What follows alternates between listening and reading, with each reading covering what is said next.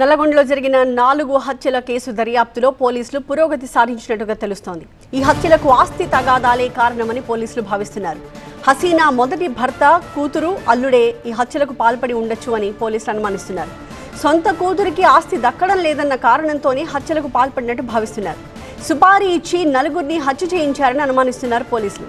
ప్రస్తుతం పలువురు అనుమానితుల్ని అదుపులోకి తీసుకుని ప్రశ్నిస్తున్నారు. మా ప్రతినిధి రేవన్ మరింత సమాచారం అందిస్తారు. రేవన్, ఇప్పుడు అనుమానితుల్ని కూడా అదుపులోకి తీసుకుని ప్రశ్నిస్తున్నారు కదా, వాళ్ళ నుంచి ఏమన్నా కీలక సమాచారం వచ్చిందా? రాష్ట్ర వ్యాప్తంగా సంచలనం సృష్టించినటువంటి నల్గొండ డెత్ మిస్టరీని ఛేదించే పనిలో పోలీసులు అయితే పడ్డారు. ఇప్పటికే ఈ కేసుకు సంబంధించి కొంత పురోగతిని అయితే సాధించినటువంటి పరిస్థితి కనిపిస్తోంది. ముఖ్యంగా అన్ని కోణాల్లో విచారించినటువంటి పోలీసులు ఒక నిర్ణయానికి అయితే వచ్చారు. కేవలం ఆస్తి తగాదాలకు సంబంధించి హత్యలు జరిగి ఉండవుతారని పోలీసులు అనుమానిస్తారు. ఇందులో భాగంగానే ఎవరైతే హసీనా ఉందో, హసీనా మొదటి భర్తకు చెందినటువంటి కూతురు ఉందో, ఆ కూతురు ఆమెకు పెళ్ళైంది.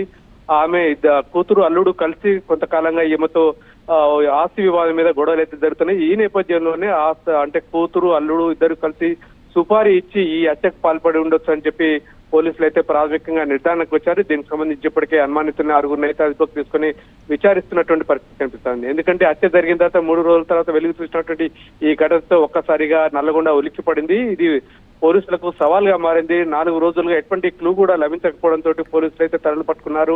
ఎట్టకేలకు అన్ని కోణాల్లో దర్యాప్తు చేస్తున్నటువంటి పోలీసులు అంటే ఈ రోజు కొంత లీడ్ అయితే సంపాదించగలిగారు.